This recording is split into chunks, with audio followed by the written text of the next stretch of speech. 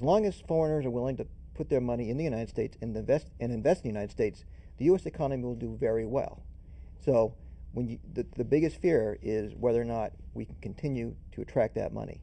And with the U.S. going into a recession with a depreciating currency, there's greater and greater fears of not just economic instability in the United States, but around the world. We're all interrelated in terms of economics. Well, on that point, it doesn't seem like people, like countries, China or the United States, has a huge amount of flexibility in how they rearrange their economies. I mean, given this, as you said, the Chinese can't pull out all of their money because it would have such disastrous consequences for them.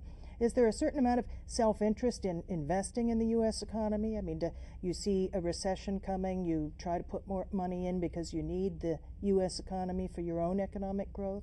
Well, there's always that theory. I mean, that was the theory for Japan. Japan, for many years, has been the largest investor in U.S. securities, and many have speculated that one of the reasons they do that is because of their export industries. They want to keep the U.S. economy going. Certainly for China, it's not quite clear whether they're investing in the United States in order to keep our economy going, but clearly it's in their interest to keep the U.S. economy stable, as it's in the U.S. interest to have China's economy be stable. And for the most part, the U.S. and China are really sort of like opposite sides of the same coin, because the U.S. is saving too little and the Chinese are saving too much. And so the Chinese have these large foreign exchange reserves and they don't know what to do with it.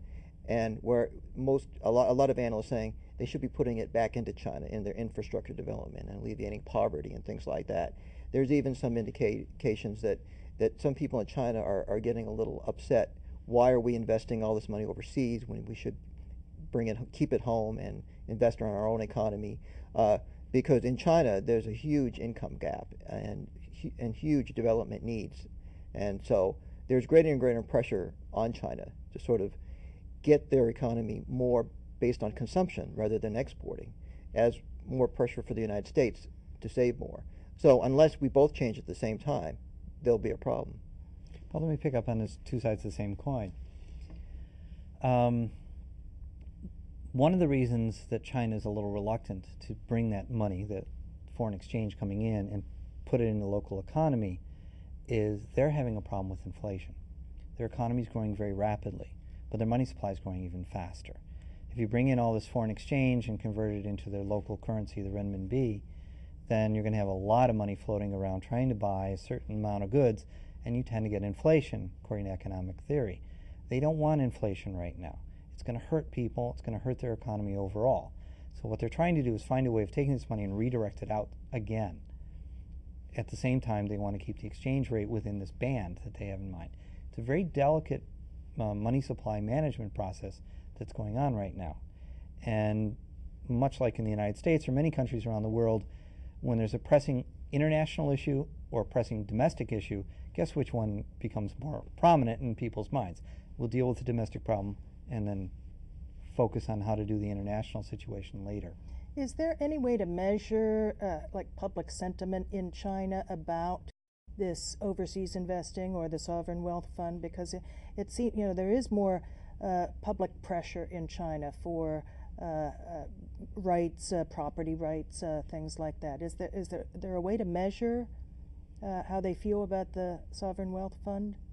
I don't know directly about the sovereign wealth fund and measure of that.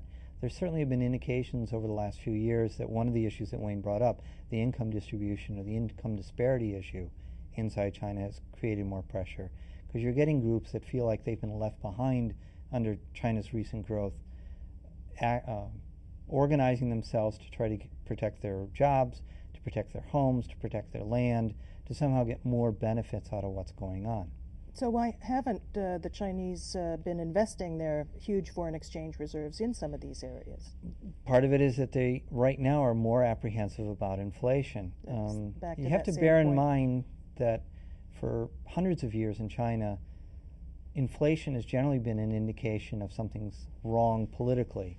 And even more recently, in 1989, when there was all that problems in Tiananmen and Shanghai and all around the country, people forget the inflation rate was in 20% and going higher. That as much as there was political unrest at that time, there was also economic dissatisfaction going on. They don't want to go back to that kind of environment. And just to add to that, the only way China can maintain its currency policy, keep the exchange rate low, so they can keep exporting, the only way they can do that is to buy all these dollars. They can't really bring it back, because if they do, then it appreciates their currency. They don't want to appreciate their currency. They know they need to in the long run, but they still see exporting as a key factor in their economic growth.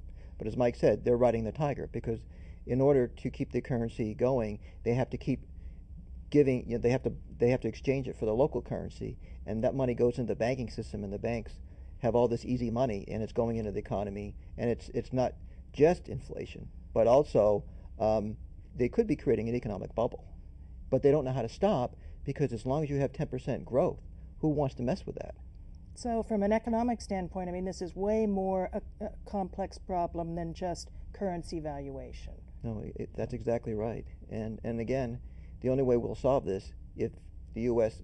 depends less on foreign savings and China does more to promote domestic spending, so they don't rely so much on exporting and accumulate all these foreign exchange reserves. Is there a sentiment in China and in other countries that the United States should stop consuming and start saving? I mean, that seems a two-sided coin itself. Well, getting to this exchange rate phenomena, you get a lot of pressure inside the United States for China to allow the renminbi to appreciate against the U.S. dollar.